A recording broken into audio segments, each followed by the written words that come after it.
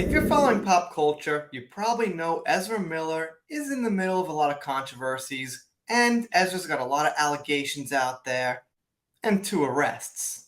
This is from Variety. It's called Ezra Miller Accused of Harassing Women in Germany, and Iceland Choking Victim Breaks Her Silence exclusive. So the person Ezra choked actually gives some insight and says some things about the night and what went on. Let's take a look.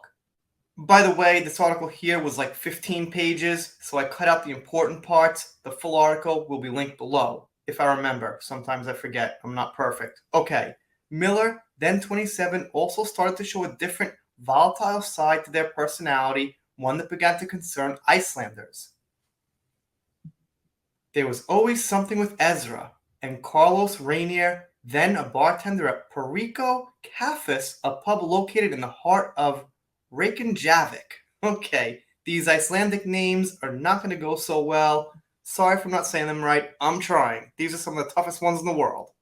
Rayner said he intervened in 2 altercations at Perico involving Miller. The first was a heated argument between Miller and a male patron that began as banter but ended in the actor putting the man in a chokehold and later slapping him. Rayner, who broke up the fight, says Miller later apologized and the other patron quickly shrugged it off as a joke. The actor was allowed to continue frequenting the bar. We just brushed it off as 2 friends getting drunk and getting in a fight, Rayner said. It's Iceland that happens twice a weekend. Okay, fair enough. But the next altercation, in which Miller assaulted a young woman at the bar, was harder to discount.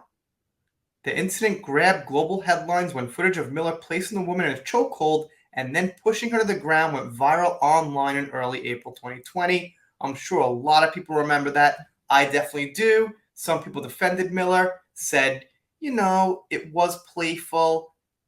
Nothing serious happened. And at the time, I was like, I honestly don't know. There was a lot of stuff going on aside from Miller, and I kind of brushed it off. But after seeing Miller on video yelling at cops, getting arrested, some other allegations against Miller, then I gotta look back and say, this was probably something that girl didn't want. Now let's see what she has to pitch in. Soon after the incident, Variety spoke with the woman Miller assaulted. She recently confirmed that her comments could be printed for this article. She asked to remain anonymous out of concern for her privacy, and she's telling her story publicly for the first time. In the blurry video, Miller is seen confronting the woman who is smiling and waving her arms as she walks toward him, asking, "Do you want to fight? Is that what you do?" After Miller grabs her neck, she lets out an audible gasp. The person filming the video stopped to intervene, Variety has confirmed. And one thing I gotta throw out there is Miller identifies as non-binary, so Variety uses the word them about Miller, just so you know as I read. According to 3 sources, the woman had been speaking to Miller at the bar prior to the quarrel. She said she inquired about the actor's feet, visible flip-flops after noticing some wounds, which Miller explained were battle scars from a fight. After discussing how they got them, she began to walk away, but turned around and joked, "But just so you know, I could take you in a fight." Miller replied, "You really want to fight?" The woman told them to meet her in the smoking area in 2 minutes. Eventually, Miller confronted her outside the bar. "I think it's just fun and games, but then it wasn't," she said. So she's saying it wasn't just fun and games. She's saying it wasn't playful, in her words, and that what happened, like I said, she didn't want it to go down like it did. After roughly half an hour of pleading, Nadia said she finally convinced Miller to leave once she called the police. The incident left her deeply disturbed. While she is clear that she never felt at risk of sexual assault that night in her apartment, she believed the actor could somehow attack me physically. "I totally felt unsafe," she said. And then they say the girl talked to 5 people after the encounter with Miller.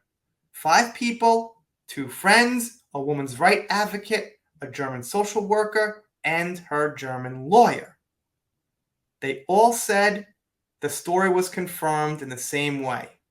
They also said that Miller had a charge of trespassing. Just to add that onto the list of allegations, like I keep saying. I mean, once you've got so many allegations against you, even if half of them aren't true, hell, even if 75% aren't true, some probably are. Yeah, trespassing's not the worst thing in the world, but it still adds on top of all the rest. And then the girl says she noticed in the media there was a pattern with Miller. Pattern of being arrested, pattern of allegations. They mention Miller allegedly threw a chair at someone in Hawaii, the girl who he allegedly manipulated, and lastly, they mention some details about the newest allegation. In a story about the latter incident, the Daily Beast reported that Miller allegedly got into an aggressive confrontation with the Greenfield, Mass. Family over the mother's casual reference to her tribe, and Miller's claim that the board game Parcheesi appropriates Rastafarian culture. At one point, Miller allegedly revealed a gun and said to a family member, "Talking like that could get you into a really serious situation." I, for some reason, believe it. You know why? Because there's a lot of people on that political side that like to say cultural appropriation with identity politics and all that kind of thing, blaming for racism and that. And Miller is definitely on that side of the aisle. So that sounds to me accurate. Just my personal gut feeling. I believe that one. And also, Rolling Stone alleged that Miller had been housing a mother and her 3 young children at their Vermont farm in unsafe living conditions with unsecured guns. So now, like I said before, we've got all these allegations. And the girl who Ezra Miller famously assaulted has come out and said she has got the same feeling about Ezra. Let me know what you think down below. I'll be following this. Got to see what happens here. We know Ezra's out as the Flash, so that's just more of a red flag that the company, Warner Bros., thinks something's going on. By the way, this is from June 30th, 2022, so as of now, it's pretty new. If you're not subscribed here, consider it. You'll get videos, That First Heard, Little Manson, obviously Ezra Miller when it comes up. And if you don't subscribe, I'll be pretty sad about it, but I'll get over it. Make a new video. See you next time.